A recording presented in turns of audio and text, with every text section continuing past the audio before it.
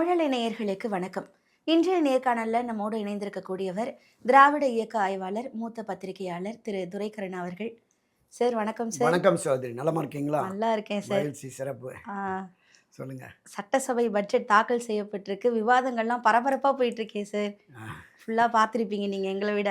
நிச்சயமா நிச்சயமா. சுவாரஸ்யமா நடந்ததெல்லாம் எங்க கூட ஷேர் பண்ணுங்க சார். 1980ஆம் ஆண்டு முதல்ல நான் சட்டப்பேரவைக்கு போனேன். கிட்டத்தட்ட 45, 46 ஆண்டுகளாக தமிழக சட்டப்பேரவையில் பல்வேறு பத்திரிகைகளில் பணியாற்றிய போது சட்டப்பேரவை செய்தி சேகரிப்பாளனாக தான் நான் போயிட்டுருக்கேன். இன்றளவும் கூட அகில இந்திய வானொலியில் தமிழக சட்டப்பேரவை பற்றிய நடவடிக்கைகள் குறிப்புகளை விமர்சன கட்டுரையாக எழுதிட்டு இருக்கேன். அதனால் எனக்கு ஒரு நீண்ட நெடிய அனுபவம் இருக்கிறது. நான் பார்த்த சட்டப்பேரவை தொடக்க காலத்தில் இருந்த சட்டப்பேரவைக்கும் அண்மை காலமாக இருக்கிற சட்டப்பேரவை நிகழ்வுகளுக்கும் பெருத்த மாறுபாடுகள் இருக்கிறது. என்ன மாதிரி? தொடக்க காலத்தில் ஒரு ஆரோக்கியமான விவாதங்கள் இருக்கும், காரசாரமான விவாதங்கள் இருந்தாலும், கருத்து மோதல்கள் இருந்தாலும் கூட பெரிய லெவலில் ரகளை அது மாதிரிலாம் இருக்காது. திராவிட முன்னேற்ற கழக ஆட்சியின் போது அண்ணா திராவிட முன்னேற்ற கழகம் எதிர்க்கட்சியாக செயல்படும். அண்ணா திராவிட முன்னேற்ற கழகம் ஆட்சி கட்சியாக இருக்கிற பொழுது இவங்க எதிர்க்கட்சியாக செயல்படாங்க. ஒரு ஆரோக்கியமான நிலை இருந்தது. அப்போது நான் சொன்ன 80களில் புரட்சித் தலைவர் எம்ஜிஆர் முதலமைச்சர், மரியாதைக்குரிய கலைஞர் கருணாநிதி எதிர்க்கட்சி தலைவராக இருப்பாங்க. 80, 84, அந்த 77, 80, 84 இந்த 3 பீரியடுமே தொடர்ந்து எதிர்க்கட்சி வரிசையில் தான் திரு கருணாநிதி அவர்கள் அமர வேண்டிய சூழல் இருந்தது. 84ல் மட்டும் ஒரு விதிவிலக்கு, அவர் தேர்தலில் கலைஞர் கருணாநிதி போட்டியிடாமல் மேல் சபைக்கு போயிட்டார். ஸோ இந்த காலகட்டங்களில் விவாதங்கள் இருக்கும், அருமையாக இருக்கும். அன்றைய தினம் முதலமைச்சர் அவையில் முதலாக பேசுகிற போது மரியாதைக்குரிய புரட்சித் எம்ஜிஆர், இந்த 128 எம்எல்ஏ நாங்கள் இருக்கிற அந்த 17 அமைச்சர்கள் மட்டுமே அரசாங்கம் இல்லை, இந்த அவையில் இருக்கிற 234 சட்டமன்ற உறுப்பினர் கொண்டது தான் அரசாங்கம். அதனால் இந்த அரசுக்கு தேவையான ஆலோசனைகள்லாம் நீங்கள் எங்களுக்கு கொடுக்கணும். பிரதான எதிர்க்கட்சி தலைவர் உட்பட எல்லோருமே நீங்கள் ஒரு ஆரோக்கியமான ஆலோசனைகளை தெரிவித்தா அதன் அடிப்படையில் இந்த அரசு செயல்படும் அப்படிங்கிற மாதிரி சொல்லிவிட்டு இன்னொரு கருத்தையும் வலியுறுத்தினார். நான் இந்த அவைக்கு வருகிற பொழுது பேரவை செயலகத்தில் விசாரித்தேன், ஒரு நாளொன்றுக்கு எவ்வளவு செலவாகுது இந்த அவையை நடத்துவதற்குன்னும் போது 1977ல் 1 மணி நேரத்திற்கு 350 ரூபா செலவாகுது அப்படின்னு சொன்னாங்க. இன்றைக்கி பல ஆயிரம் செலவாகுது, லட்சக்கணக்கோடு செலவாகிட்டு இருக்கு. அதை குறிப்பிட்டு சொன்னார். எனவே இந்த மக்களுக்கு சட்டம் இயற்றுறது, மக்கள் பிரச்சனைகளை பேசக்கூடிய இந்த அவையில் இந்த நேரத்தை நாம் மக்கள் வரிப்பணத்தில் இந்த அவை நடக்குது. எனவே இங்கே தேவையற்ற விவாதங்கள், கருத்துக்கள்லாம் வேணாம், அதை நம்ம வெளியில் வச்சுக்குவோம், இங்கே ஆரோக்கியமாக அது கொடுக்கணும்னா அந்த அளவுக்கு தான் நடந்துக்கிட்டு இருக்குது. பல சம்பவங்கள் இருக்குது. அதற்கு அடுத்து புரட்சி எம்ஜிஆர் மறைவுக்கு பிறகு திராவிட முன்னேற்ற கழகம், அண்ணா திராவிட முன்னேற்ற கழகம் எதிரெதிரான நிலையில் இருக்கிற பொழுது தான் அந்த 89ல் மீண்டும் திரு கருணாநிதி அவர்கள் ஆட்சி அதிகாரத்திற்கு எதிர்க்கட்சி தலைவராக மரியாதைக்குரிய செல்வி ஜெயலலிதாவோடு இருந்தபோது கொஞ்சம் காரசாரமான விவாதங்கள், மோதல்கள் ஒரு கட்டத்தில் நான் 1989 மார்ச் 25 ஒரு ஒரு மிகப்பெரிய அசம்பாவிதம் நடந்தது. அது பல பதிவுகள் நான் ஏற்கனவே நம்ம பேசியிருக்கோம். அன்று செல்வி ஜெயலலிதா அவர்களுடைய அந்த புடவையை பிடித்து இழுத்தது, அவமானப்படுத்தினது, அந்த விஷயங்கள்லாம் நடந்தது. ஒரு சில நேரங்களில் காங்கிரஸார் கூட அதிமுக அரசுக்கு எதிராக பெரிய லெவலில் உள்ளேயே ஆர்ப்பாட்டம், உள்ளிருப்பு போராட்டங்கள்லாம் கூட நடத்தினதெல்லாம் பார்த்தோம். பல காலகட்டங்களில் புரட்சி எம்ஜிஆர் மறைவு பிறகு 88ல் ஒரு விஷயம் அங்கே நடந்தது. ஜானகி அம்மா இருக்கிற பொழுது அப்போது இந்த இரு தரப்புக்குமே ஜே அணி ஜா அணி இரு தரப்புக்குமான மோதல் என்பது அங்கே ஒரு அடிதடி ரகலை வரைக்குமே போயிட்டு இருந்தது. அப்படி ஒரு சில நேரங்களில் அந்த மாதிரியான சம்பவம் இருந்தாலும் பெரும்பாலும் அவையினுடைய நடவடிக்கைகள் ஆரோக்கியமான விவாதங்களோடு தான் நடந்துக்கிட்டு இருந்தது. இப்போ அதன் பிறகு செல்வி ஜெயலலிதா காலத்தில் ஒரு ஒரு நேர் எதிரடியான போக்கு, இருதுருவ அரசியல் தான் திமுகவில் பரஸ்பர குற்றச்சாட்டுகள் இருக்கும். ஒரு கட்டத்தில் 96ன்னு நினைக்கிறேன், அதிமுகவில் 61 எம்எல்ஏக்கள் வெற்றி பெற்று 60 பேரையுமே அவையிலிருந்து நீக்கிட்டாங்க. சரி, ஜெயலலிதா மட்டுமே தனித்து ஒரு 1.5-2 மணி நேரம் கடுமையாக அரசின் மீது குற்றச்சாட்டுகளை சொல்லி பேசுகிறாரு. முதலமைச்சர் கலைஞர் உட்பட கிட்டத்தட்ட 14 அமைச்சர்கள் ஒரு 60-70 முறை குறுக்கிட்டு இருப்பாங்க. அதையெல்லாம் தாண்டி பேசிட்டு போனாங்க. ஸோ இது எல்லாமே கடந்த காலத்தில் சட்டமன்றத்தில் நடந்ததாக பார்த்தோம். நான் குறிப்பிட்டது மாதிரி கிட்டத்தட்ட 50-60 ஆண்டுகளாக இந்த இருதுருவ அரசியல் என்பது திராவிட முன்னேற்ற கழகம், திமுக வெர்சஸ் அதிமுகன்னு தான் போயிட்டு இருந்தது. திடீர்னு 2026 திரு விஜய் விசில் அடிச்சுட்டு வந்துட்டார். மிகப்பெரிய ஒரு வெற்றியை கொண்டு வந்து பிரமிக்கத்தக்க ஒரு வெற்றி ஆகிப்போச்சு. ஆட்சி மாற்றத்தை யாருமே எதிர்பார்க்கல. நீங்கள் திரு ஸ்டாலின் அவர்களோ அல்லது இந்த பக்கம் திரு எடப்பாடி பழனிசாமியோ பெரிய அளவில் இவங்களால் வெற்றி பெற்று ஆட்சி அதிகாரத்திற்கு வர முடியாது அப்படின்னு. திமுக நம்ம நிறைய செய்திருக்கோம், நாம தான் வருவோம்னு நினச்சாங்க. அதிமுக இந்த ஆட்சியின் மீது நிறைய குறைபாடுகள் இருக்குது, மக்களுக்கு அதிருப்தி இருக்குது, அதிமுக நம்ம தான் வந்துடுவோம் அப்படின்னாங்க. இந்த 2 பேரையுமே காலி பண்ணிட்டு விஜய் வந்துட்டார். புதியவர்கள், அரசியலுக்கு புதியவர்கள், நிர்வாகத்திற்கு புதியவர்கள். இவங்க எப்படி நடத்த போகிறாங்க அப்படிங்கிற விமர்சனம் நீங்கள் ஊடகங்களில் வலைத்தளங்கள்லாம் இருந்தது. நானுமே அப்படி தான் இருந்தேன். நீங்கள் தேர்தல் வெற்றியை கூட யாராலும் கணிக்க முடியல, வெற்றி பெற்று வந்துட்டாங்க. வந்ததற்கு பிறகான அந்த விஷயங்கள் நம்ம பார்த்தோம். அந்த முதல் கூட்டம் நடக்கிற பொழுது நம்பிக்கை தீர்மானம் கொண்டு வந்தாங்க. அந்த நம்பிக்கை 108 இடம் தான் இருந்தது. 1 கிழக்கில் இவர் ரிசைன் பண்ணதுனால 107 பேர் இருந்தாங்க. கிட்டத்தட்ட 118 120 என்கிற இலக்கு, அந்த 118ங்கிற அந்த எண்ணிக்கையை தாண்டி தான் நம்ம அரசவை வந்து முழுமையாக அரசாங்கத்தை நடத்த முடியும். ஸோ அந்த எண்ணிக்கையை எப்படி பெறுவார்கள் அப்படிங்கிற மாதிரியான சூழல் இருக்கிற பொழுது நம்ம பார்த்தோம். காங்கிரஸ்லேருந்து ஒரு 5 பேர், அப்புறம் சிபிஐ, சிபிஎம், விசிகா, யூஎம்எல்னு வந்து இணைச்சிட்டாங்க. ஓரளவுக்கு இருந்தது. அதையும் தாண்டி இந்த நம்பிக்கை தீர்மானத்தில் ஒரு 25 அதிமுக எம்எல்ஏக்கள் அவங்க ஆதரவு நிலைப்பாட்டை எடுத்ததுனால 144 என்ற எண்ணிக்கை அப்படிங்கிற மாதிரி கொண்டு வந்துட்டாங்க. ஸோ அதில் தப்பிச்சு ஆட்சி வந்துடுச்சு. இன்னொரு 6 மாத காலத்திற்கு அரசின் மீது நம்பிக்கையில்லா தீர்மானம் கொண்டு வர முடியாது. இந்த சூழலில் கவர்னர் செஷன் வருது. திரு அர்லேக்கர் அவர்கள், ஆளுநர் அவர்கள் வந்து கவர்னர் செஷன் அப்போ ஒரு விவாதம் நடந்தது. இந்த தமிழ்த்தாய் வாழ்த்து பாடுவது தொடர்பான ஒரு விஷயம். வந்தே மாதரம் பாடி, ஜனகணமன பாடி, அப்புறம் இந்த இடத்துக்கு போகுது. அது ஒரு விமர்சனம் இருந்தது. அது வந்து இனி இது சரி பண்ணிடுவோம், தமிழ்நாட்டை பொறுத்தளவில் தமிழ் மொழிக்கு முக்கியத்துவம் கொடுப்போம், தேசிய கீதத்தை விடவும் தேசிய கீதம் மற்ற வந்தே மாதரமெல்லாம் பின்னாடி வரும், தமிழ் தாய் வாழ்த்து தான் முன்னிலை அப்படிங்கிற மாதிரியான ஒரு விஷயத்தை எடுத்துகிட்டு வந்தாங்க. அவருடைய அந்த அர்லேக்கரனுடைய அந்த அறிக்கைகளில் அவருடைய இது வந்து ஒரு அரசினுடைய முன்னோட்டமாக தான் கவர்னருடைய உரை இருக்கும்.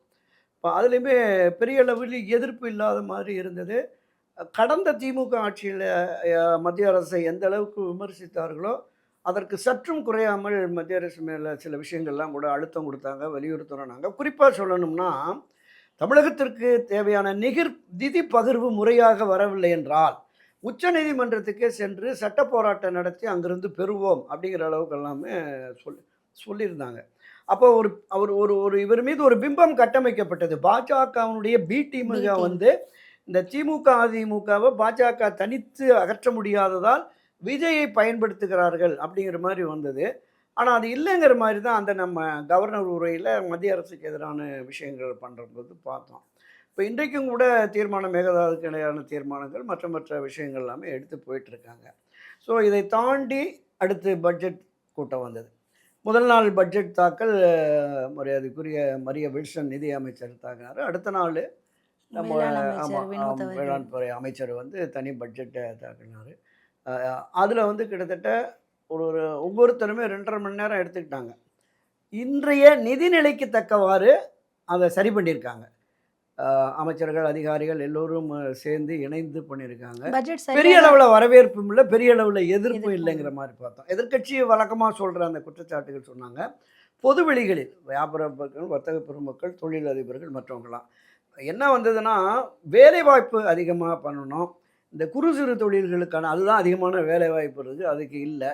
ஏற்கனவே கடந்த ஆட்சி காலத்தில் இருந்த நிதி ஒதுக்கீடு கூட ஒரு சில துறைகளுக்கு குறைவாக இருக்கிறது அப்படிங்கிற மாதிரியான விமர்சனங்கள் இருந்தது. அதில் என்னென்னா, இன்னும் ஒரு 2 ஆண்டுகளுக்குள்ளே நாங்கள் இந்த நிதி கசிவு, அது கூட நேற்று விவாதமாக வந்தது. கசிவுங்கிறாங்க, இந்த சொல்ல எங்கே கண்டுபிடிச்சாங்கன்னு. மரிய வில்சன் சொன்னார், நாங்கள் பார்த்துக்கிட்டு இருக்கோம், எல்லாம் டேபிளில் இருக்குது, என்ன கசிவுன்னு முதலமைச்சரே சொல்லுவார் அப்படிங்கிற மாதிரி மரிய வில்சன் வந்து சொன்னார். இப்போ இந்த மாதிரியான விஷயங்கள் 2 ஆண்டுகளாவது நம்ம பொறுத்திருந்து, இந்த நிதி மேலாண்மைக்கு ஒன்று மாண்டேக் சிங் அலுவாலியா தலைமையில் ஒரு குழு போட்டிருக்கோம். அவங்க வந்து இந்த நிதி கசிவை தடுப்பது, நிதி மேலாண்மையை அதிகமாக நிதி பெருக்குவதற்கான வழிமுறைகள், செலவினங்களை குறைப்பது, இது தொடர்பான விஷயங்களை கொடுக்குற போது எங்களுக்கு ஒரு போதுமான நிதி வரும், அப்போ மக்கள் விரும்புகிற அளவுக்கு பட்ஜெட் வரும் அப்படிங்கிற மாதிரியான சொல்லியிருக்காங்க. ஏன்னா முதலமைச்சர் வந்து தன்னுடைய முதலமைச்சர் பதவி பிரமாணம் எடுத்து பேசுகிற போதே சொன்னார், திராவிட முன்னேற்ற கழக ஆட்சியில் கஜானாவை சுத்தமாக வலித்து தொடச்சி எடுத்துகிட்டு போயிட்டாங்க, கொஞ்சம் அவகாசம் கொடுங்க, நான் வந்து பண்ணுறேன்னாரு. அவகாசத்தை தான் இங்கேயும் கேட்டிருக்காங்க. இதை தாண்டி ஒரு 15 ஆண்டு திட்டம்னு ஒரு 15 ஆண்டுகளுக்கு தாவேக்காவே ஆட்சி அதிகாரத்தில் இருக்கும் என்கிற நம்பிக்கை அடிப்படையில் சில விஷயங்களை பண்ணியிருக்கிறாங்க. இப்போ பேரவை நடவடிக்கைகளுக்கு வரும். முதலமைச்சர் வந்து எதற்குமே பதில் சொல்ல மாட்டார், அமைதியாக உட்காந்துடுறாரு, பார்த்துக்கிட்டு இருக்காருன்னாங்க. நேற்று திரு பிரதான எதிர்க்கட்சி தலைவர் உதயநிதி அவர்கள் பேசுகிற போது அதற்கான பதில் காவிரி பிரச்சனை, மேகதாது அணை கட்டுதல், அதற்கு வந்து ஒரு உரிய பதிலை சொன்னார். அப்போ அவர் முதலமைச்சர் பதில் சொல்ல எழுந்த உடனே ஒரு சிறப்பு கவன ஈர்ப்பு தீர்மானம் வந்தால் கட்சிக்கு ஒருவர் மீதும் பேசி முடிச்சுட்டு அப்புறம் தான் அரசு தரப்பில் பதில் வரும், எனவே எங்களுக்கும் வாய்ப்பு கொடுங்கன்னு திரு எடப்பாடி பழனிசாமி எழுந்து கேட்குறாரு. அப்போ தான் திரு ஜெய்சி பிரபாகர் சொல்கிறாரு, எதிர்க்கட்சி தலைவர்களுடைய கேள்விக்கு முதலமைச்சர் பதில் சொல்கிறார். அவர் பதிலளித்து முடிந்ததும் நீங்கள் கட்சிக்கு ஒரு விதம் பேசுங்க, அப்புறம் அரசு தப்பில் பதில் வரணும். இல்லை முதலமைச்சர் பதிலே எங்களுக்கும் சேர்த்து வரணும் அப்படிங்கிற மாதிரி இவர் 2-3 முறை சொல்கிற போது தான் கொஞ்சம் குரலை உயர்த்தி உட்காருங்க, நீங்கள் உட்காருங்க, முதலமைச்சர் பேசட்டும் அப்படின்னாரு. அப்போ அவைத்தலைவர் செங்கோட்டையன் எழுந்து எதிர்க்கட்சி தலைவர் பேச்சுக்கு அவர் பதில் சொல்கிறார். முடிச்சுட்டு நீங்கள் பேசின உடனே அரசு தரப்பில் உரிய பதில் வரணும்னு உடனே அவர் உட்காந்துட்டார் எடப்பாடி. அதுதான் முறையா சார்? அதுதான் முறை. ஆமாம், அதாவது பொதுவாகவே சிறப்பு கவன ஈர்ப்பு தீர்மானம் என்று வருகிற பொழுது எல்லோருமே அந்த முன்வரிசை தலைவர்கள் கட்சிக்கு ஒரு விதமும் பேசி முடித்த உடனே முதலமைச்சரோ அல்லது துறை தொடர்பான அமைச்சர்களோ தான் பதிலளிப்பாங்க. ஆனால் நேற்றைய தினம் என்ன நடந்ததுன்னா, எதிர்க்கட்சி தலைவர் தொடர்ந்து சில கேள்விகளை முன் வச்சார். அனைத்து கட்சி கூட்டத்தை ஏன் கூட்டலை, அங்கே தஞ்சை பகுதியில் ஏன் வரல அப்படின்னு. அப்போ இருக்கிற பதில் அவருக்கான பதில் என்கிற மாதிரி முதலமைச்சருக்கான அந்த வாய்ப்பை கொடுத்துருக்காங்க. சட்டப்பேரவை பொறுத்தளவில் அந்த பேரவையை எப்படி நடத்துவது, யாருக்கு என்ன வாய்ப்பு கொடுப்பது, முழுக்க பேரவை தலைவனுடைய இந்த சுய ஆதிக்கத்துக்கு உட்பட்டது. அவர் தான் பண்ணலாம். இன்னொன்று, எதிர்க்கட்சி தரப்பிலிருந்து ஒரு கேள்வி வருகிற பொழுது, அரசை நோக்கி குற்றச்சாட்டுகள் வருகிற பொழுது, முதலமைச்சர் உட்பட எதிர்க்கட்சியில் இருக்கிற முன்வரிசையில் இருக்கிற அத்தனை அமைச்சர்களுமே எழுந்து பதில் சொல்லலாம். அது வந்து பேரையினுடைய மரபு விதி. அதுவுமே பேரவைத் தலைவர் அனுமதிச்சால் தான் பண்ணணும். நேற்றைய தினம் அப்படி தான் பிரதான எதிர்க்கட்சியான திமுக தரப்பிலிருந்து பல விமர்சனங்கள் வருகிற பொழுது அமைச்சர்கள் வந்து புதியவர்கள், இவங்க என்ன பேச போகிறாங்க அப்படின்னு நினச்சோம்.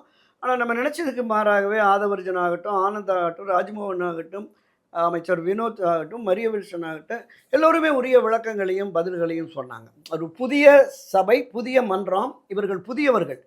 இந்த அரசாங்கத்தினுடைய அணுகுமுறை, நடைமுறை, அவர்கள் வகிக்கிற துறையினுடைய செயல்பாடுகள், துறையில் எவ்வளவு திட்டங்கள் அதில் இருக்குது, எவ்வளோ நிதிங்கிறதுலாம் இன்னும் முழுமையாக தெரிஞ்சிருக்கிறார். இப்போ தான் 3 மாதம் ஆகுது. குறைந்தபட்சம் ஓராண்டாவது ஆகணும். மற்ற திராவிட முன்னேற்ற கழகம், அண்ணா திராவிட முன்னேற்ற கழகத்தில் இருந்தவர்களுக்கு நிர்வாக அனுபவம் இருந்தது. முன்னாள் அமைச்சர்களாக இருந்தாங்க, முன்னாள் எம்எல்ஏ, முன்னாள் எம்பின்னு இருந்தது. ஆனால் இவர்கள் எல்லோருமே புதியவர்கள். இவர்களால் இதை எதிர்கொள்ள முடியாது அப்படிங்கிற பார்வை தான் பொதுவெளிகளில் இருந்தது. ஆனால் அது சரியான முறையில் தான் கொண்டு போனார். பேரவைத் தலைவர் திரு ஜெய்சி பிரபாகர் அவரை பொறுத்தளவிலுமே ஒரு நடுநிலையோடு இருந்தார் அப்படிங்கிற மாதிரி தான் நான் பார்த்தேன். ஏன்னா திமுக தரப்பில் கடுமையான குற்றச்சாட்டு, கிண்டல் கேலிகள் வருகிற பொழுது கூட அதையுமே அவர் அனுமதித்து பேசுகிறதையும் அவர் அனுமதித்து விட்டுட்டார். ஒரு கட்டத்தில் நிறைய எதிர்ப்பு வருகிற பொழுது தான் இவை எல்லாவற்றையுமே நான் ஆய்வு செய்து இவை எதையெல்லாம் அவை குறிப்பிலிருந்து நீக்கலாமோ அதை நான் பரிசீலித்து நீக்குவேன் அப்படின்னார். ஆனால் இதில் என்ன ஒரு சிக்கலான விஷயம்னா, அவை நேரலை ஒளிபரப்பு. நீங்கள் பார்த்துட்டதுக்கு பிறகு நான் இதெல்லாம் அவை குறிப்பிலிருந்து நீக்கியிருக்கேன் அப்படிங்கிறது என்ன வரும்னா, அவையின் பதிவேட்டில் அது இருக்காது, ஆனால் மக்கள் மத்தியில் அது போய் சேர்ந்துடும் அப்படிங்கிறதான் நம்ம பார்ப்போம். இதுவுமே ஒரு சரியான நல்ல அணுகுமுறையாக தான் இருக்கும். உறுப்பினர்கள் மிகுந்த எச்சரிக்கையோடு செயல்படுவாங்க. நீங்கள் ஆர்ப்பாட்டம், போராட்டம், அமளி இதெல்லாம் பண்ணுற போது மக்கள் பார்த்துக்கிட்டு இருக்காங்க. அப்போ இது நமக்கு ஒரு நம்மளுடைய கேரக்டர் வெளியில் வந்து மோசமாக போயிடும் அப்படிங்கிற மாதிரி இருப்பாங்க. நேரலையுமே வரவேற்கத்தக்கதாக இருக்குது. ஆனால் சில நேரங்களில் அரசியல் ரீதியான மோதல்கள், கருத்து மாறுபாடுகள் வருகிற பொழுது அவையில் இடம்பெறக்கூடாத சில விஷயங்கள் வர்ற போது அது அவங்க அப்போதே கூட சில விஷயங்களில் அவை குறிப்பிலிருந்து நீக்கிடுவாங்க, ஆய்வு செய்தும் நீக்குவாங்க அப்படிங்கிற மாதிரி தான் பார்த்தோம். நேற்றைய தினம் பார்த்தீங்கன்னா, நீங்கள் இந்த நிதி, பார்ட்டி ஃபண்டு இது தொடர்பாலாம் ஒரு காரசாரமான விவாதம் நடந்தது. நீங்க அப்பாவை தேடுறீங்க, அப்பா அதுதான் இங்க சார். ஏன்னா இப்போ ம். சிறப்பு தீர்மானம் பத்தி பேசாம, ஆமா. 9,000 கோடி யாரு வாங்குனது? வாங்குனவங்க உங்க அப்பா இங்க இல்ல. நீங்க வீட்ல போய் கேட்டுங்க கேளுங்கன்றாங்க. அப்படிங்கிற அவரு மாரி உங்க வச்சுக்கலாம். மாமனார் தானே குடுத்தாரு. அங்க போய் மாமனார போய் கேளுங்க கேளுங்க அப்படி. அதுதான். அப்டின்றாங்க. இது பொது வெளிகள்ல, பொது மேடைகள்ல விவரிக்கிறத சட்டப்பேரவையில அது தொடர்பா அத அனுமதிச்சிருக்க கூடாது. விவாதங்கள் இந்த பக்கம், இந்த பக்கம் இருந்து க அது வந்து ஒரு ஒரு ஆரோக்கியமான விவாதமாக கருதி அதை அ ஜெயஸ்ரீ பேரவைத் தலைவர் ஜெயஸ்ரீ பிரபாகர் அனுமதிச்சுட்டாருன்னு தான் நான் பார்க்குறேன். ஒரு கட்டத்தில முன்னாள் முதலமைச்சரும், முன்னாள் நிதியமைச்சராக இருந்து 10 பட்ஜெட்ட தாக்கல் பண்ண திரு ஓபிஎஸ் எழுந்து சொன்னாரு.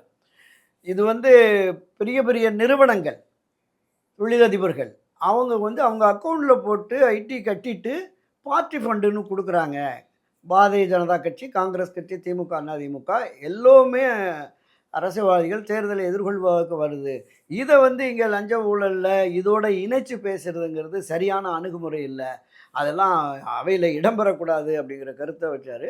அப்ப திரு ஜெயஸ்ரீ பிரபாகர் சொன்னார். இந்த விவாதம் அமைச்சர் சொன்ன கருத்து தொடங்கி இதுவரையிலும் நடைபெற்ற இந்த விவாதங்களை முழுமையாக நான் ஆய்வு செய்து, எது அவை குறிப்பில் இடம்பெற வேண்டும், எது இடம்பெறக்கூடாது என்பதை பார்த்து நான் நீக்கிறேன் அப்படின்னு சொல்லிட்டு, அவர் ஒரு கருத்த முன் வச்சுட்டு போயிட்டாரு. ஆரோக்கியமான விவாதங்கள் என்பது மக்கள் பிரச்சனை தொடர்பா தான் இருக்கணும். தொகுதியில என்ன பிரச்சனை? என்ன அதிகமான விஷயங்கள நம்ம வந்து மக்களுக்காக கொண்டு போய் சேர்க்கிறோம் அப்படிங்கிறத இதென்ன ஒரு இந்த சபை என்பது ஒவ்வொரு 234 தொகுதியில் இருக்கிற கிட்டத்தட்ட 6,00,00,000 5,400,00,000 ஜனங்கள் ஓட்டு போட்டு வந்திருக்கிறோம். இவங்க இந்த மக்களுடைய எதிர்பார்ப்பு என்பது நமக்காக என்ன குரல் கொடுக்கிறாரு? இந்த மாநிலத்தின் வளர்ச்சிக்காக என்ன குரல் கொடுக்கிறாரு அப்படின்னு பார்க்கணும். இரு தரப்புமே சொல்றேன். ஆட்சி கட்சி ஆனாலும் சரி, பிரதான எதிர்க்கட்சி திமுக, அதிமுக உட்பட மற்ற எதிர்க்கட்சியினருமே ஒரு ஆரோக்கியமான விமர்சனத்தை முன்வைக்கணும். ஆலோசனைகள் நெறைய சொல்லலாம். இந்த அரசுக்கு புதியவர்கள் அவங்க அதுதான் நான் சொன்னேன்ல தொடக்கத்தில ம். திரு எம்ஜிஆர் வந்தபோது அதுதான் சொன்னார். ஆலோசனைகள சொல்லுங்க. ஏன்னா நாங்கள் புதியவர்கள், அனுபவம் இல்லாதவர்கள். அவர் சொல்லிட்டே தான் அவர் சொன்னார். அப்ப அந்த விஷயத்த இப்போ இங்கிருந்துமே பார்க்கணும். தவேகா தரப்புல இருந்துமே அ இங்கிருந்து நாம் கற்றுக்கொள்ள வேண்டியது என்ன அப்படிங்கிற விஷயத்த பார்க்கணும். இப்ப நேற்றைய தினம் முக்கியமா என்ன பார்த்தோம் அப்படின்னா, இந்த காவிரி நதிநீர் பிரச்சனை. இந்த காவிரி நதிநீர் பிரச்சனை என்பது தொடர்ந்து ஒரு 60, 70 ஆண்டுகளாக இருக்கு. அது தீர்க்கவே முடியாத பிரச்சனையாக இருக்கிறது. இது தொடர்பா அதில் முக்கியத்துவம் கருதி தான் சிறப்பு கவன ஈர்ப்பு தீர்மானம் கொண்டு வந்தேன் அப்படிங்கிற மாதிரி சொன்னார். அப்ப வழக்கமா பிற அரசியல் கட்சிகள், சிறிய கட்சிகள் தேர்தல்னு வந்தா அதிமுக, திமுகவினுடைய சின்னத்தில நின்னு போட்டி விடுவாங்க. அவங்க போட்டியிட்டு வெற்றி பெற்ற உடனே அவர்கள் தனி கட்சி நடத்துனதுனால முன் வரிசையில இடம் இருக்கும். ஆனா இந்த முறை என்னன்னா திரு பேராசிரியர் ஜவாஹருல்லா, தமிமுன் அன்சாரி, இன்னும் மதிமுக சேர்ந்தவங்களுக்கு எல்லாமே முன் வரிசையில இடம் இல்ல. அவங்க தனி கட்சியாக இருந்தாலும். அப்ப அவங்க அந்த கோரிக்கைய வைக்கிறாங்க. இந்த விவாதத்திலயுமே தீர்மானத்தின் மீதும் சரி, சிறப்பு கவன ஈர்ப்பு தீர்மானத்தின் மீதும் சரி, நீங்க முன்வரிசையில கட்சிக்கு ஒருவர் வீதம் பேசுவது தான் காலங்காலமான விதி, மரபுகளா இருந்தது அப்படிங்கிறபோது, ஜி.சி. பிரபாகர் பேரவைத் தலைவர் பதில் சொல்றார். ஒரு அரசியல் கட்சியின் சின்னத்தில் நின்று போட்டியிட்டு வெற்றி பெறுபவர்கள் எனக்கு தேர்தல் ஆணையத்திலிருந்து திராவிட முன்னேற்றக் கழகத்தின் உதயசூரியன் சின்னத்தில் போட்டியிட்டு வெற்றி பெற்ற இவர்கள் திமுக உறுப்பினர்கள்னு எனக்கு பட்டியல் வந்திருக்கு. ம். ஸோ அந்த அடிப்படையில அகரவரிசைப்படி எல்லோருக்குமே நான் ம். இருக்கை ஒதுக்கி இருக்கிறேன். ஸோ அந்த அளவுல தான் இருக்கு. அவர்கள் அவர்கள் கட்சியினுடைய கொறடா உத்தரவை பெற்று வந்தால் நான் பேச அனுமதிப்பேன். அதுதான் ஒவ்வொரு அரசியல் கட்சிக்கும் ஒரு கொறடா இருக்காங்க. அந்த கொறடா வந்து பேரவைத் தலைவர்ட்ட இவங்கலாம் இந்த விவாதத்தில பங்கேற்கணும் அப்படின்னு குடுத்தா தான் அவர் பேச அனுமதிப்பார். கடந்த காலங்களில் நடந்த அணுகுமுறை வேறு. இப்போ இப்ப நான் இருக்கிறது. விதிப்படி, சட்டப்படி இத எடுத்திருக்கேன் அப்படின்னாரு. அவங்க கோரிக்கை நிறைவேறவில்லை அப்படிங்கிறத நான் பார்த்துட்டோம். அதற்கு அடுத்ததாக தான் இந்த நிதி பகிர்வு தொடர்பா மரிய வில்சன் வந்து ஒரு தனி தீர்மானம் கொண்டு வந்தார். அதிலேயும் இவங்க பேசணும்னாங்க. குறிப்பிட்ட சிலர் தான் அதிமுக, காங்கிரஸ், சிபிஐ, சிபிஎம் அந்த அந்த லெவல்லயே அப்படியே முடிச்சுட்டாங்க. சிறிய கட்சிகளுக்கான வாய்ப்பில்லை. சிறிய கட்சிகள் இன்னும் தொடர்ந்து கோரிக்கை வைக்கிறாங்க. நாங்க வந்து இதுவரையிலும் திராவிட முன்னேற்றக் கழக அரசானாலும் சரி, அண்ணா திராவிட முன்னேற்றக் கழக அரசானாலும் எங்களுக்கு முன்வரிசையில இடம் கொடுத்து பேசுவதற்கும் வாய்ப்பு கொடுத்தார்கள் அப்படின்னு கேட்டிருக்காங்க. காலப்போக்கில் இத வந்து பரிசீலிக்கிறார்களா? இல்ல நிலைப்பாட்டில் உறுதியாக இருக்கிறார்களா? அப்படிங்கிறத நம்ம பொறுத்திருந்து தான் பார்க்கணும். சார், அடுத்ததா விவாதத்துல மார்க்கண்டேயன் பேசினாரு பார்த்துருந்தீங்களா நேத்து? ஆமா, ஆமா. கொலை வாளினை எடுடா அப்படின்னு சொல்லிட்டு பாரதிதாசன் வரிகள்லாம் சொல்லி பயங்கரமா இருந்துச்சு. ஆதவர்ஜுனாவும் அதுக்கு பேசியிருந்தாரு. ம். அவர் தவற வந்து உணரவே இல்லையோ சார்? இல்ல, நேத்து கடைசி பேசுனதும் அப்படிதான். இல்ல கடைசியா உணர்ந்துட்டாருன்னு தான் பார்க்குறேன். ஏன்னா, ம். ஒரு உணர்ச்சி வயப்பட்டு கதவெல்லாம் அடைச்சிருவோம் அப்படி இப்படின்னுலாம் பேசினதுனால பொது வெளிகளில் அப்படி பேசிட்டேன். அதுக்காக நான் வருத்தம் தெரிவிச்சுக்கிறேன். அத பொறுத்துருங்க அப்படி. ஏன்னா, அன்றைக்கு இந்த வெளியில அவர் பேசினது தொடர்பா ஒரு சட்டமன்ற உறுப்பினர் பேச்சு வந்து அவையினுடைய உரிமையை மீறுவதாக இருக்கிறது. எனவே உரிமை மீறலுக்கு இத கொண்டு போயி அவர் மீது நடவடிக்கை எடுக்கணும் பேரவை அப்படிங்கிற மாதிரி கூட பேரவை உறுப்பினர்கள் குடுத்துருக்குறாங்க. அது இன்னும் பேரவை உரிமை குழு இன்னும் போடல. இந்த குழு போட்டு நாங்க விவாதிச்சு நடவடிக்கை எடுப்போம்ன்னு சொன்னபோது தான் இந்த பக்கம் கேஎன் நேருன்னு நினைக்கிறேன். கேஎன் நேரு ஏவாவில் எழுந்து, இல்ல ஏற்கனவே இது தொடர்பா வழக்கு பதிவு செய்து சிறைக்கெல்லாம் போய் ஒரு நடவடிக்கை எடுக்கு. ஒரே குற்றத்துக்கு 2 விதமான நடவடிக்கை வேண்டாம் அப்படிங்கிற மாரிலாம் சொன்னாரு. பொதுவாகவே சட்டமன்ற உறுப்பினர்கள் பொதுக்கூட்டத்தில பேசுறதுங்கிறது வேற. அவையில் ஒரு மாண்புமிக்க அவை அந்த அவை. அந்த அவையில பேசுறபோது மிகுந்த எச்சரிக்கையோடும், கவனத்தோடும் பேசணும். அது வந்து இன்னும் போதுமான பயிற்சி ஆட்சி கட்சிக்கும் இல்ல, எதிர்க்கட்சி கூட இருக்கணும். நாம பேசுகிற ஒவ்வொரு வார்த்தையுமே அந்த அவையின் கண்ணியத்தை, மாண்பை குறைத்து விடக்கூடாது அப்படிங்கிற பார்வை தான் நிச்சயமா இருக்கணும். அந்த நிலைப்பாட்டில் திமுக உறுப்பினர்களும் இருக்கணும். தங்களுடைய உறுப்பினர்களை கட்டுப்படுத்தணும். ஆட்சி கட்சியில இருக்கிறவர்களுமே அரசியல் ரீதியான அந்த விவாதங்கள், அரசியல் ரீதியிலான அந்த குற்றச்சாட்டுகள் இதெல்லாமே வெளியில வச்சுக்கணும். பேரவைக்கு வருகிறபோது பேரவனுடைய மரபும், மாண்பும் கெடாத வகையில அவர்கள் தங்களுடைய கருத்துக்களை தொகுதி பிரச்சனைய சொல்லலாம். மாநிலத்திற்கு தேவையான விஷயங்கள முன்வைக்கலாம். மத்திய அரசிடமிருந்து நம்ம எதையெல்லாம் கோரி பெற வேண்டும் என்கிற ஆலோசனைகளை சொல்லலாம். அப்படி ஒரு ஆரோக்கியமான சபையாக இந்த சபை நடைபெற்றால் நல்லது என்பதுதான் என்னுடைய இந்த 45 ஆண்டு கால பேரவை பயணத்தில நான் உணர்ந்ததாக இருக்கிறேன். ஏன்னா, தேவையற்ற விவாதங்கள் வந்ததுன்னா, அமளி துமளி, அடிதடி, சட்டக்கிழிப்பு, தூக்கிட்டு வெளியில போனது அதெல்லாம் கூட நம்ம பார்த்தோம். அ ஒரு அந்த நிலைகள் எல்லாமே மாறி, தமிழகத்திலேயே தமிழருடைய நாகரிகம், பண்பாடுன்னு நம்ம பேசிக்கிட்டு, மக்கள் பிரதிநிதிகள் வந்து அங்க போய் இது மாரி விதண்டாவாதமான விஷயங்கள பேசுகிறது, அது வந்து தவிர்க்கப்பட வேண்டும் என்பது தான் என்னுடைய பார்வை. அது மார்க்கண்டேயனா இருக்கட்டும், மற்ற உறுப்பினரா இருக்கட்டும், கொஞ்சம் அவை அறிந்து பேசணும் அப்படிங்கிற மாரி தான் நான் பார்க்குறேன். சபாநாயகர் அவர்களும் நேத்து சொல்லியிருந்தாங்க. ஆமா. ஆமா. நிச்சயமா ஒவ்வொரு அத கொண்டு போய் வீட்லயும் பெண்கள்லாம் இருக்கிறாங்க. இருக்காங்க. அதெல்லாம் ஆமா. நீங்க அது உணர்ந்து பேசணும் அப்படிங்கிற மாதிரி தான் சொல்லியிருக்கிறாரு. பார்ப்போம். ஆரோக்கியமான சபை தொடர்ந்து நடைபெறுகிறதாங்கிறத நம்ம பார்க்கலாம் பொறுத்து. சரி இப்போ ம். அ ஸ்டிக்கர் ஒட்டி தான் ஏற்கனவே இருக்கிற திட்டங்கள் மேல ஸ்டிக்கர் ஒட்டுறாங்க அப்படின்ற மாரிலாம் பேசியிருந்தாங்க. ம். அப்புறம் அம்மா உணவகம் வந்து சரியா இயங்காம இருந்துச்சு திமுக ஆட்சியில. ம். இப்ப நாங்க வந்து தான் அத திறம்பட செஞ்சுட்டுருக்கோம் அப்படின்னு சொல்றாங்க. ம். அதுக்கு திமுகல இருந்து ம். ஆ இல்ல நாங்க வந்து சிறப்பா தான் செஞ்சோன்றாங்க. அப்புறம் அதிமுகல இருந்து இல்ல அப்படி செய்யல அப்படின்றாங்க. இப்படி ஒரு ஒரு திட்டத்துக்குமே தனித்தனியா நேரம் அதிகமா எடுத்துக்கிறாங்களா சார்? ஆமா. இது எந்த பிரச்சனைனாலும் ஒரு பிரச்சனைய தொட்டுட்டா அது அனுமார் வால் மாரி நீண்டுட்டு போயிட்டுருக்கும். திராவிட முன்னேற்றக் கழகம் ஆட்சி அமைந்த உடனே, ஒரு சில அம்மா உணவகங்கள்ல அந்த படத்தெல்லாம் போர்டெல்லாமே கழட்டி தூக்கி போட்டாங்க அப்படின்னு பார்த்தோம். கலைஞர் பேர்ல ஒரு திட்டம் வரப்போகுது. இது உணவு திட்டம் மாத்தப் போறாங்க அப்படின்னு. அப்புறம் அதெல்லாம் இல்ல. நாங்க நல்லபடியா அத நடத்துறோம்னாங்க. பல இடங்கள்ல அம்மா உணவகங்கள் மூடப்பட்டிருந்தது. பல இடங்கள்ல போதிய நகராட்சி பகுதிகள்ல போதிய நிதி ஒதுக்காததால், மாநகராட்சி பகுதியில நிதி ஒதுக்காததால் அம்மா உணவகங்கள் சரியாக செயல்படவில்லை.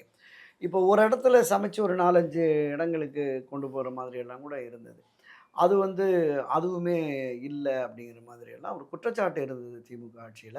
அதன் அடிப்படையில தான் நேற்றைக்கு அந்த விவாதம் வந்திருக்கிறது. இவங்க வந்து அம்மா உணவகத்த சரியா கொண்டு போகணும். அப்ப அண்ணா திராவிட முன்னேற்றக் கழக ஆட்சியில அந்த திட்டம் என்பது உண்மையிலேயே ஒரு சாதாரண ஏழை எளிய உழைக்கும் வர்க்கத்துக்கு ரூ. 1 இட்லி, ரூ. 3 சாதங்கிறது ரூ. 10ல 3 நேரம் சாப்பிட்டுருவாங்க. அது ஒரு பெரிய திட்டம் தான். அது என்னன்னா, ஒரு அரசாங்கம் வந்த உடனே அந்த திட்டத்தினுடைய நோக்கம், பலன் அதனால மக்களுக்கு என்ன அப்படின்னு பார்த்து தான் இருக்கணும்.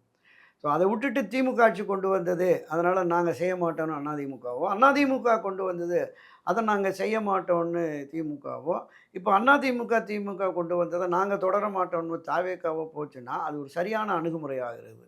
இந்த மாநிலத்தினுடைய தொடர் வளர்ச்சி என்பது அந்தந்த அரசாங்கம் கொடுத்திருக்கிற அந்த திட்டங்கள் அடிப்படையில். பெருந்தலைவர் காமராஜர் காலத்திலிருந்து ஒரு தொடர் ஓட்டமா தான் இந்த மாநிலத்தினுடைய வளர்ச்சி, பொருளாதார நீட்சி என்பது தொடர்ந்து தான் வருது. உங்க ஆட்சி, எங்க ஆட்சின்னு இல்ல. இது மக்களுக்கான ஆட்சியா தான் இருக்கணும். இப்ப அம்மா உணவக விவாதம் என்பது நேற்றைக்கு வந்தபொழுது திமுக தரப்புல கே.என். நேரு சொன்னாரு. நாங்களும் அந்த திட்டத்த கொண்டு வந்தோம். இது நகராட்சி ஒதுக்குறது, அரசாங்க நிதி ஒதுக்குறது இல்லன்னு.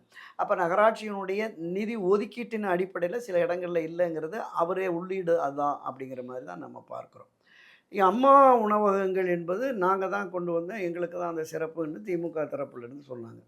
அப்போ தாவேக்காவிலிருந்து அதிமுக. திரு ஆதவர்ஜனா அவர் சொல்கிறது சொன்னார், இந்த திட்டத்தை மேலும் கூடுதலாக சிறப்பாக நடத்துவதற்கு நாங்கள் இதை பண்ணிக்கிட்டு போகிறோம் அப்படிங்கிற மாதிரி சொன்னாங்க. இந்த ஸ்டிக்கர் ஒட்டுற விஷயம் எங்கே வருதுன்னா, பெரும்பாலான திட்டங்கள் ஒரு ஆட்சி தொடங்கி அதன் மீது அவருடைய தலைவர்களுடைய பெயர் வருகிற பொழுது அந்த பெயரை நீக்கணுங்கிற ஒரு பார்வை இருக்குது.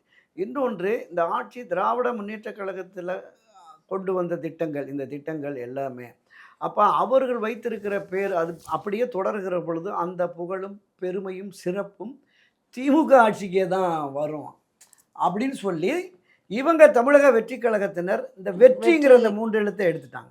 அதை எடுத்துக்கிட்டு வெற்றி மகளிர் திட்டம், வெற்றி உதவி திட்டம், வெற்றி வான்மகளிர் திட்டம், வெற்றி உதவி திட்டம் அப்படின்னு சொல்லி அது இப்போ ஆமாம். திமுகல கலைஞர் அவர்களுடைய பெயரை வைக்கிறாங்க. அதை மாத்துறாங்கன்னா சரி, ஒரு ஒரு ஒரு குடும்பத்தை சார்ந்த ஒரு கட்சி சார்ந்த ஒருடைய பெயர் வேண்டாம் அப்படின்னு எடுக்கிறாங்கன்னா அது ஓகே. நான் முதல்வன், முதல்வன் பொதுவான பெயர் அதெல்லாம் எடுக்கணுமா? இல்லை, அப்படி அதான் இருக்கு. அப்பனா இவங்க கட்சியோட பேர்ல இருந்து தானே வைக்கிறாங்க. அதுதான் உங்கள்கிட்ட தொடக்கத்தில் சொன்னேன். இது திராவிட முன்னேற்ற கழகம் வைத்த பெயர். இந்த பெயரிலான அந்த திட்டம் பெயரே தொடருகிற இருக்கக்கூடாது. இந்த பெயரிலான திட்டம் தொடர்கிற பொழுது இது திமுக திட்டம், திமுக திட்டம் அப்படிங்கிற பார்வை பொதுவெளிகளில் மக்கள் மத்தியில் இருக்கும்ல, அதை மாற்றணுங்கிறது தான் இவங்க நோக்கம். அது சரியான அணுகுமுறை இல்லை, அதை நான் ஏற்றுக்கலை. ஆனால் அரசியல்வாதிகளுடைய நோக்கம் என்பது அதுவாகத்தான் இருக்கும். அப்படி பார்க்கிற பொழுது இவங்க வெற்றியை முதன்மைப்படுத்துவதற்காக, இந்த வெற்றி கழகத்தை முதன்மைப்படுத்துவதற்காக இந்த திமுக அதிமுக ஆட்சியினுடைய பார்வை, அவர்களுடைய செயல்பாடு, அதனுடைய நீட்சியாக தான் தாவேக்காவினுடைய போக்கு இருக்கிறது. இது ஒன்றும் பெரிய வித்தியாசமான ஒரு தூய ஆட்சி, நல்ல ஆட்சி, நாங்கள் வந்து மக்களுக்கான ஆட்சி கொடுக்குற பொழுது இது மாதிரி விஷயங்களில் கவனம் செலுத்தாமல் அந்த திட்டம் தொடர்வதற்கு போதுமான நிதிகளை ஒதுக்கி அதுவே போட்டு நீங்கள் குறிப்பிட்டது மாதிரி நான் முதல்வன் திட்டமோ, முதல்வர் காலை உணவு திட்டமோ தனிப்பட்ட பெயர் இல்லை. பெயர் இல்லாவிட்டாலும் இந்த பெயரை சூட்டி இந்த திட்டத்தை அறிமுகப்படுத்தியது திமுக என்பதால் அந்த நினைவு மக்களிடம் இருக்கும். தாவேக்கா அதுக்கு பேர் மாற்றிருச்சுன்னா இது வெற்றி கழகத்தின் திட்டம் அப்படின்னு அவங்களுக்கு பெயர் வந்துடும். மாத்த பெயர் இல்லை மாத்தலாம். அதுதான் சொல்ல அது ஏற்புடையது இல்லைங்கிறது தான் என்னுடைய பார்வை. நோக்கம் இதுதாங்கிறது தான். புதுசா இவங்க திட்டங்கள் இப்ப அண்ணன் சீர்னு எடுத்துட்டு வராங்க, தாய்மாமன் சீர் எடுத்துட்டு வராங்க. ஆமாம் ஆமாம் ஆமாம் அது அதெல்லாம் ஓகே. ஏற்கனவே இருக்கிற திட்டங்களுக்கு பெயர் அது அப்படிதான். மாத்துறது. அது எல்லோருமே சொன்னாங்க, இப்படி வந்து நாங்கள் கொண்டு வந்த திட்டத்துக்கே இப்படி வந்து ஸ்டிக்கரை ஒட்டி பண்ணிக்கிட்டு இருக்கீங்க, இது ஒன்றும் புதுசாக இல்லை அப்படிங்கிறது அவங்களுக்கும் வலியுறுத்தினாங்க. கேட்கறதுக்கு அது ஒரு வாய்ப்பா ஆமாம் ஆமாம் போயிடுது. ஆமாம் ஆமாம் இந்த அரசியலில் இதெல்லாம் சாதாரணமாப்பா.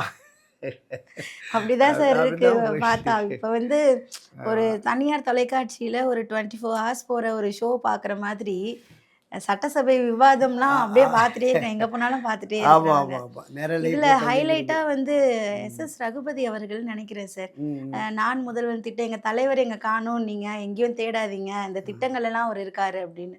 உடனே நிதியமைச்சர் மரிய வில்சன் சொல்றாரு, அந்த திட்டங்கள்ல மட்டும் இல்லைங்க, ஒவ்வொருத்தர் தலைமையிலையும் இவ்வளவு கோடி கடன், 1,22,000 20,000 கோடி ரூபாய் கடன் கடன் வச்சு இருக்கு, அதுலேயும் அதுலயும் அவர் இருக்காரு அப்படின்னு சொல்றாரு. அதான் சொன்னார். அதான் விவாதங்கள் என்பது ஓரளவுக்கு இது ஒரு சுவையான விவாதமாக இருக்கும், சில நேரங்களில் சூடான விவாதங்களாக இருக்கும். ஆரோக்கியமான விவாதங்கள் அனுமதிக்கப்படக்கூடியது தான். இதை தாண்டி அரசியல் ரீதியான விமர்சனங்கள் என்று வருகிற பொழுது தனிப்பட்ட தாக்குதல்கள், இப்போ அந்த நிதி கொடுத்தது ம். இதெல்லாமே சட்டசபையில் பேசியிருக்கவே பேசியிருக்க கூடாது. கூடாது. அதெல்லாம் அவாய்ட் நீங்க பண்ணணும். வாங்குனீங்க இப்ப நீங்களே வந்து ஆமாம் ஒத்துக்கிறீங்க.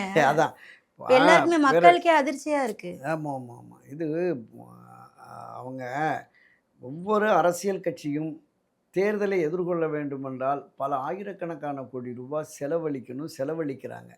அப்போ அந்த நிதி எங்கேருந்து வருது அப்படின்னு சொன்னால் இப்படி தான் வெளியிலேருந்து பார்ட்டி ஃபண்டு கலெக்ட் பண்ணுறாங்க.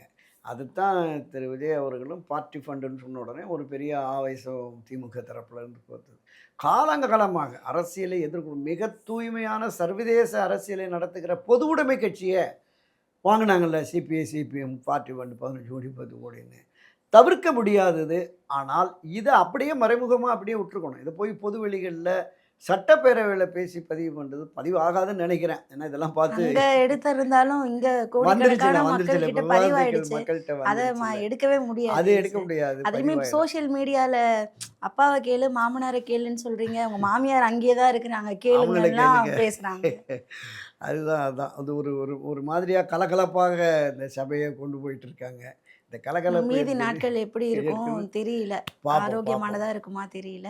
சரி. முதல்வர் விஜய் அவர்களுடைய செயல்பாடு எப்படி இருக்குது சார்? ஏன்னா குறிப்பு எடுத்துக்கிட்டே இருக்காரு. ம் ம்.